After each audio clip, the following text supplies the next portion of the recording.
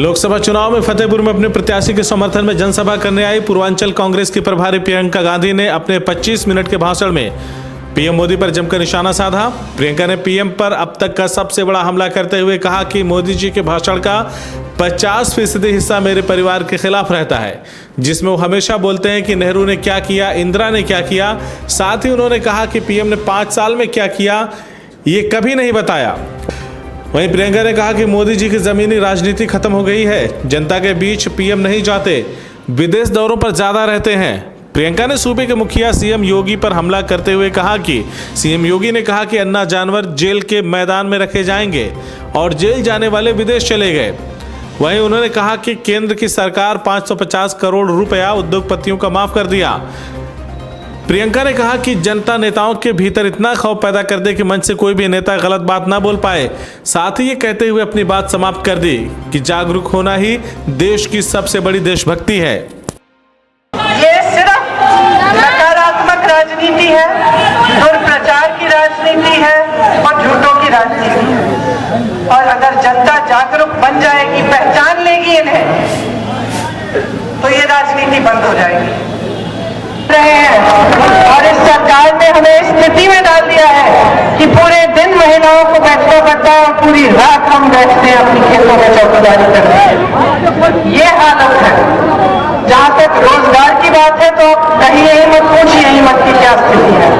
जहां जहां मैं जाती हूँ बेरोजगार लड़के लड़कियां मिलती हैं। आप शिक्षा मित्रों से बात करिए, अनुदेशकों से बात करिए, आंगनबाड़ियों से बात करिए, आशा बहुओं से बात करिए, जिससे बात सरकारी कर्मचारियों से बात करिए, सब दुखी हैं। किसी को मानदेय नहीं मिला, किसी का मानदेय बढ़ाया नहीं है। आशा बहु है 9 महीने के लिए एक महिला के स्वास्थ्य की वो सारी चीजें कराती है, परिवार में जाती है, पूछती है, मात्र उनको 600 रुपए मिलते हैं। अगर उस महिला ने जिसका बच्चा हो रहा है उसके इत्तेफाक से वो सरकारी अस्पताल में नहीं हुआ तो उनको कुछ नहीं मिलता, जबकि उन्होंने 9 महीनों का काम किया है। मुझे कहती है कि इस समय में, पूरे समय में उनका मानदेय बिल्कुल नहीं बढ़ाया गया है। तो सब दुखी है, सब त्रस्त है कि बहुत बड़ा प्रचार हो रहा है।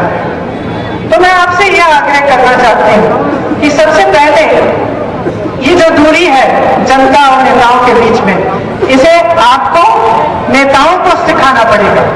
आपकी जिम्मेदारी है कि आप नेताओं को सिखाइए कि ये सब नहीं चलेगा, हवा में नहीं उड़ सकते। आपने बिठाया है मंच पे, सबको अच्छी तरह से एहसास होना चाहिए।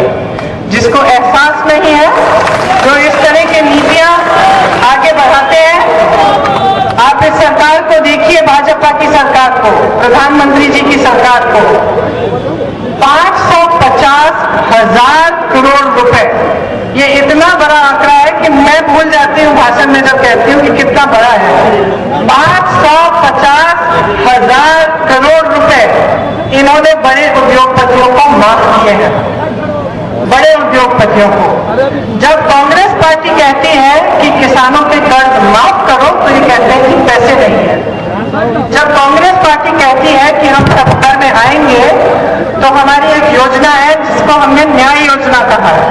न्याय मतलब न्यूनतम आय योजना लिया जाता है। और कल मुझे अमेठी में किसान मिले और मैंने उनसे पूछा कि जब मुसीबत आती है तो आपको बीमा के पैसे मिलते हैं? बिल्कुल नहीं मिलते।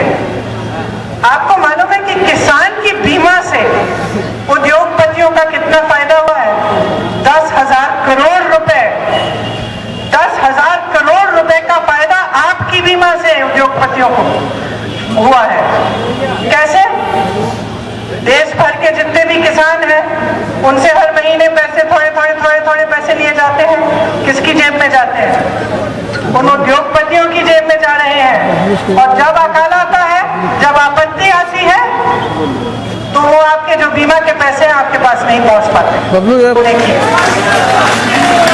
ये जो झूठों की राजनीति चली है, जो 5 सालों से झूठ पे झूठ पे झूठ पे झूठ और दुष्प्रचार किया जा रहा है, ये जो नेता जो आकर चुनाव के सामने चुनाव में पाकिस्तान की बात करते हैं आपके सामने, दूसरी चीजों की बात करते हैं, लेकिन आपकी समस्याओं की बात नहीं करते।